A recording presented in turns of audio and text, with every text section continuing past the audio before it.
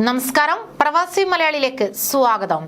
ആത്മഹത്യ ചെയ്യുന്ന പ്രവാസികളുടെ എണ്ണം വീണ്ടും ഉയരുന്നതായുള്ള റിപ്പോർട്ടുകളാണ് പുറത്തുവരുന്നത്. ഒരിടവേളയ്ക്ക് ശേഷമാണ് വീണ്ടും പ്രവാസികളുടെ എണ്ണം ഉയർന്നിരിക്കുന്നത്. കോവിഡ് പടർന്നു പിടിച്ച സാഹചര്യത്തിൽ ആത്മഹത്യ ചെയ്യുന്ന പ്രവാസികളുടെ എണ്ണത്തിൽ നേരിയ കുറവ് രേഖപ്പെടുത്തുകയുണ്ടായി. എന്നാൽ ഇപ്പോൾ വീണ്ടും ആത്മഹത്യ ചെയ്യുന്നവരുടെ എണ്ണം ഉയർന്നതായി സാമൂഹ്യ പ്രവർത്തകർ ചൂണ്ടിക്കാണിക്കുന്നു. ഒരു പ്രമുഖ മാധ്യമമാണ് വാർത്ത റിപ്പോർട്ട് ചെയ്യുന്നത്. എന്നാൽ ആത്മഹത്യ ചെയ്യുന്ന പ്രവാസികളുടെ എണ്ണം പരിശോധിക്കുമ്പോൾ മലയാളികളാണ് കൂടുതലുള്ളത്. കഴിഞ്ഞ 2 ദിവസങ്ങളിലായി 3 മലയാളികളുടെ മൃതദേഹങ്ങളാണ് സാമൂഹ്യ പ്രവർത്തകർ ബഹ്റൈനിൽ നിന്ന് നാട്ടിലേക്ക് എത്തിച്ചത്. 2 മാസത്തിനിടെ മാത്രം 10 പ്രവാസികളാണ് ആത്മഹത്യ ചെയ്തതെന്ന് ബഹ്റൈനിലെ സാമൂഹ്യ പ്രവർത്തകർ പറയുന്നു. ഇതിൽ കൂടുതലും മലയാളികളാണ് എന്നും പുറത്തുവരുന്ന റിപ്പോർട്ടിൽ പറയുന്നു.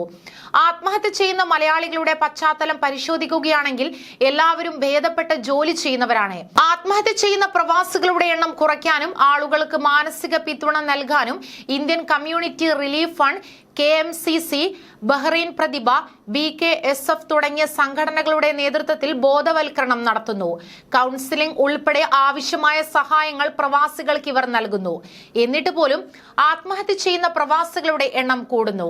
സാമ്പത്തിക പ്രശ്നങ്ങൾ, തൊഴിൽപരമായ സമ്മർദ്ദം എന്നിവയാണ് പ്രവാസികളുടെ ആത്മഹത്യക്കുള്ള പ്രധാന കാരണമെന്നാണ് മനസ്സിലാക്കുന്നതെന്ന് പ്രവാസി കമ്മീഷൻ അംഗവുമായ സുബൈർ കണ്ണൂർ പറഞ്ഞെന്ന് മാധ്യമം റിപ്പോർട്ട് ചെയ്യുന്നു.